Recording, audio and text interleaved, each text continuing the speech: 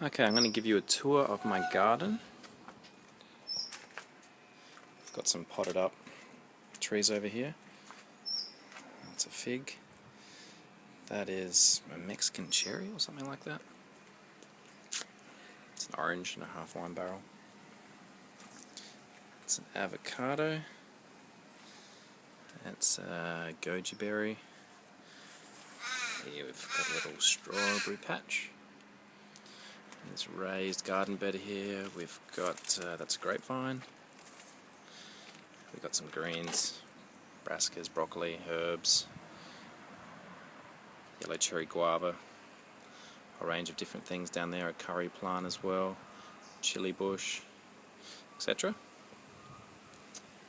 And we've got the main garden area. This is my strawberry and greens patch, protected by bird netting, of course. The strawberries there, and got a whole bunch of bok choys and the like. Some celery, chilies that are still going strong even in the middle of winter. Some garlic along the edges. So fruit trees.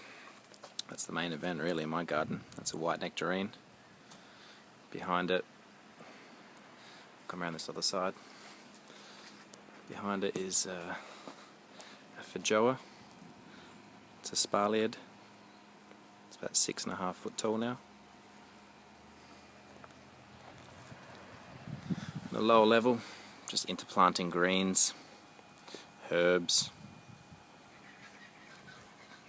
whatever I can grow that is suitable for the kitchen really. And if it attracts beneficial insects, even better. That's an apple. Got it growing in a weird sort of shape. So if we actually go in, I might be able to have a better look.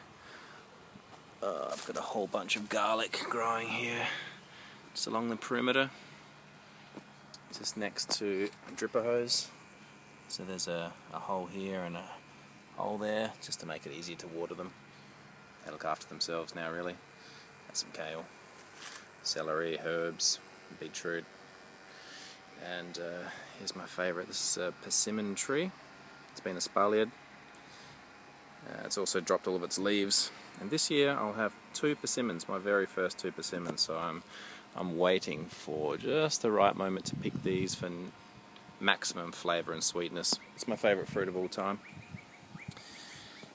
In between each tree, I've sort of following permaculture principles. I'm planting, say, chives and the like around the base. They act allegedly as a deterrent for the bugs that you don't want around.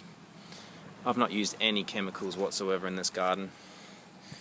Whenever the aphids build up in population, if I just sit back and wait patiently, then the ladybirds move in and just take care of them in days. Got some greens there. Bok choy, pak choy, etc. Love my stir fries. I've also planted a couple of comfrey bushes. It's used as a green manure. I just slash it and let it compost in place. It's my fig tree. It's about to lose its leaves. If I just look back, I've actually got 6 fruit trees lined up here. There's another little green patch. And here is a jujube plant, tree. It's just lost its leaves. Doesn't look like much now, but when it gets going, it grows well. I've bent it over. I'm just trying to basically grow trees in a compact way, and I'm experimenting as I go. So I want things wide and low rather than tall and high, where it's too hard to get the fruit. So rather than dig holes, what I did was I imported a whole bunch of sandy loam, you could say. I improved it with some compost and other materials, and I've built up this big mound. And I planted a fruit tree, another fruit tree, another one, etc, etc, etc, and got them going, and they've really appreciated being planted in a built up mound. That way it improves the drainage and the roots have somewhere where they can go. And it took them about a year or so to settle in. So they've been in the ground 2 years now. Last growing season they grew so much. So now I just bring on the fruit. Everything out here is growing really well, and I've got next to no issues with bugs. Okay, if there's a few holes in certain leaves, it doesn't bother me. They can get a little bit. I've got more than I need. Got some snow peas over there. So this area gets the most sun, so therefore I've planted my fruit trees in this spot. But I've also got some other space over here where I've got growing another comfrey bush. Got some lemongrass. That's lemon balm. Makes a really nice herbal tea. That's one of my passion fruits. It's going crazy. That's choc mint.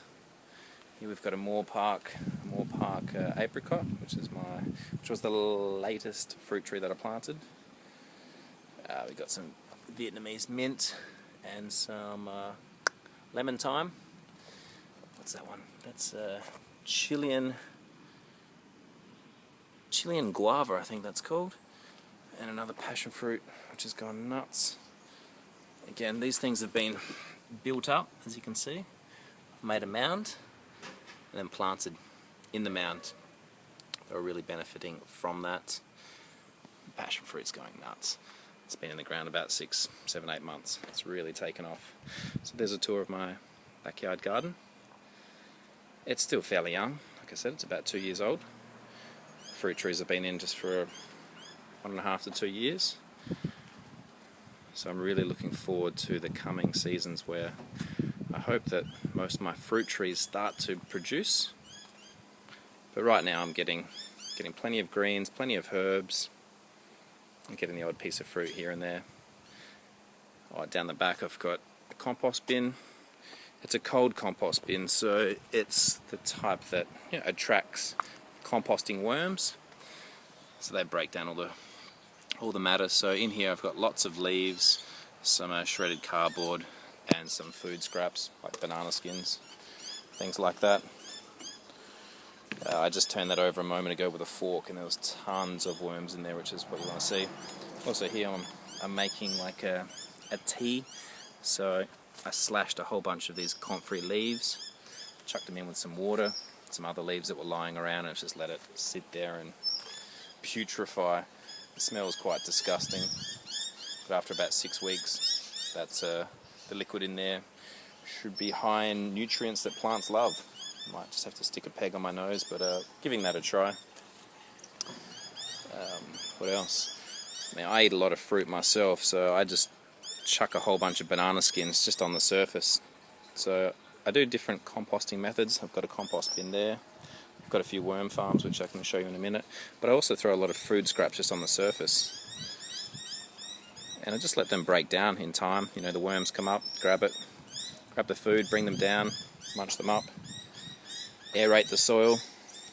So, it may not be the prettiest looking garden, but it's functioning extremely well, and there's a lot of different varieties in here. And like I said, in the 2 years that I've had it, I've not needed to use any poisons, nor would I use poisons. I'd find another method. So from my readings, permaculture principles, into planting certain herbs with other planting herbs or plants that attract beneficial insects seems to be the way to go, and I've found it's worked tremendously well. I've taken some strawberry runners, potted them up. So they've just come from the main plants here. About 2 months ago they sent out runners because they're looking to expand.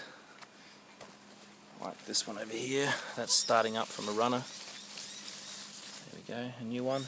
But what I did is I caught a few of these runners, stuck them in a pot, let the roots become established, and then I snipped the cord. So they are new strawberry plants in their own right now. Shipping off to some, my mum wants one, and I'm going to take a few to school, and one for my work colleague. So yeah, there's a tour of my garden. It's a white nectarine. What I've done is I've bent all of the branches over horizontally, minus a couple that have crept away. So it's a very odd shaped looking tree, but when it does fruit, the fruit is right there at hand level. So it's very easy to pick the fruit because I've kept it low to the ground. That's a feijoa. So there we go. So like I said, if you look underneath the trees, there's all sorts of herbs and things growing down here, and it's been planted for a reason, because they attract beneficial insects and they keep the bad guys at bay naturally, as it happens in the environment. So I'm just trying to basically recreate the environment where leaves drop to the ground, break down in place, and you've got different types of species growing together, so it's a polyculture rather than a monoculture. Seems to work. Makes sense to me. It's very diverse, and there's always something happening. So now in the colder months, the strawberries are starting to fire up again, which is pretty cool. There's always something to look forward to. Plus you can go grow greens all year round. Don't have to water, because there's typically enough rainfall to keep them going. What's in here? I think I'm trying some carrots. Look, it's all experimenting and learning along the way, but things are going quite well. I've got an endless supply of chilies, it seems. If I just step in here, which to my surprise, because we are in winter, there's still so many. For me, one of the most important things was soil preparation. So what I built was a sandy loam soil with a lot of structure, a lot of pieces, free draining soil. I've built it up as well, because after about 20 centimeters there is a pretty heavy layer of clay, and yeah, clay becomes waterlogged and it's not so easy for the roots of plants to get through. So I've built the soil up. It's a sandy loam. I've added a lot of food scraps to the surface, and just let nature do its thing over time. Stuff like this enriches the soil. Let a couple of my lettuce plants go to seed, so I'll collect those seeds, or even if they fall to the ground, then when they're ready next year, the lettuce will just pop up. We've enjoyed the first tour of Adsy's garden. Over and out.